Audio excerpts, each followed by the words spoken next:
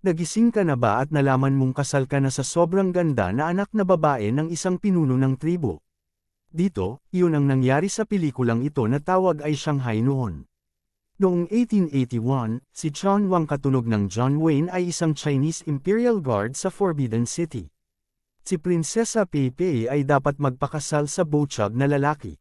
Tinulungan siya ng teacher niya na tumakas patungo sa Amerika. Ang emperador ng China ay nagpadala ng 3 sa kanyang mga sundalo at ang royal interpreter para bawiin ang prinsesa. Iginiit ni Wang na sumali sa misyon dahil natuto siya ng Ingles mula sa kanyang tiyuhin na royal interpreter. Pinayagan na sumama sa grupo, at ang captain ng Imperial Guards ay medyo inis kay Wang. Dumating ang grupo sa Nevada, kung saan hinold up sila ni Roy O'Bannon at ang kanyang grupo ang kanilang tren. Ang baguhang miyembro na si Wallace ay pumatay sa tiyuhin ni Wang, at si Wang, isang dalubhasang martial artist, ay nilabanan sila tapos kinalas ang koneksyon ng tren at tumakas gamit ang makina. Sinulot ni Wallace ang pagiging leader. Samantala, si Peipei, akal ang nakatakas sa kanyang arranged marriage, ay nalamang kinidnap ng isang ahente ni Lo Fong, isang taksil na tumakas sa Forbidden City. Si Andrews, ang teacher ay naging sakam at pinatay ni Lo Fong.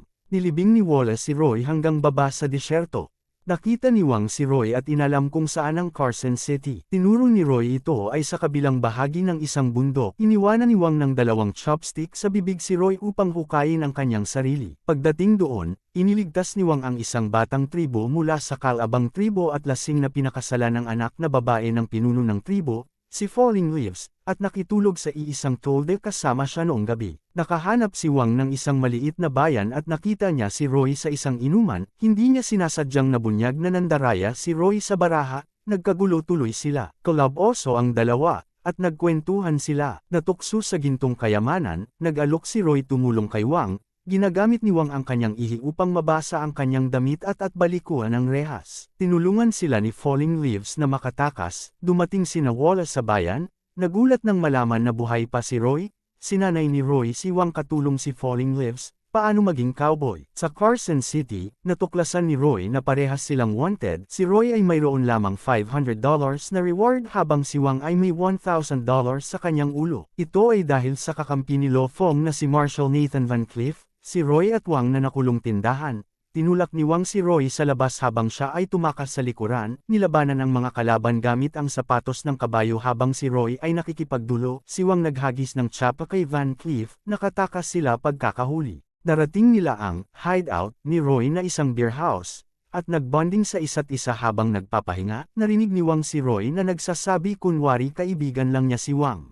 Nakita ni Wang si Van Cleef at nilabanan siya ngunit naaresto dahil masyadong lasing ang kabayo ni Wang. Sila ay dinukot ni Van Cleef, at natuklasan na si Lo Fong ang nasa likod ng pagdukot sa prinsesa. Pinutol ni Lo Fong ang buhok ni Wang bawal na tuloy siya bumalik sa China at magsumbong sa emperador ayon sa Imperial Decree. Nang malapit na silang bitayin, tumakas si Wang, binaril ni Falling Leaves ang tali ni Roy, at nakatakas sila. Si Wang, galit sa narinig na sinabi ni Roy sa beer house, sumakay ng mag-isa. Nahanap niya si Peipei sa labor camp ni Lo Fong, pero ayaw niya tumakas dahil papatayin ni Fong ang mga bihag. Nakita ni Lo Fong si Wang at nilabanan siya, ngunit dumating si Roy, na nagligtas kay Wang. Kinabukasan, dinala ng Imperial Guards ang ginto sa simbahan upang tabyusan si Peipei mula kay Lo Fong, ngunit ang palitan ay komplikado nung dumating si Wang at Roy. Lumuhod si Wang sa harap ng Imperial Decree na ipinakita ng kapitan, ngunit sa wakas ay tumayo si Wang at binaliwala ito dahil Amerikano na siya. Sinabi ni Wang sa kanyang mga kapwa guard na hindi siya papayag na pilitin umuwi ang prinsesa. Habang naglalaban ang mga gwardya at si Lo Fong, dumating si Van Cleef at nilabanan si Roy. Si Roy ay nakaligtas ng hindi tinamaan,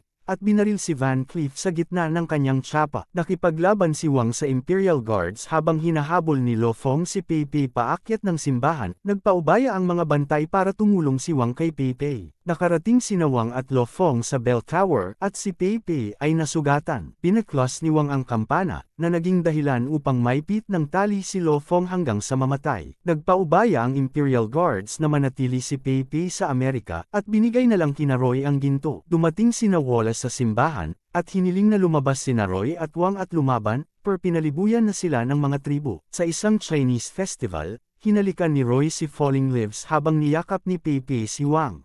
Sina Wang at Roy ay naging mga sheriff at hinabol pagkatapos ang isang bagong grupo ng mga holdupper sa tren. Subscribe po kayo mga ma'am at sir, malaking suporta po ito sa aking channel. Like and comment din po. Salamat.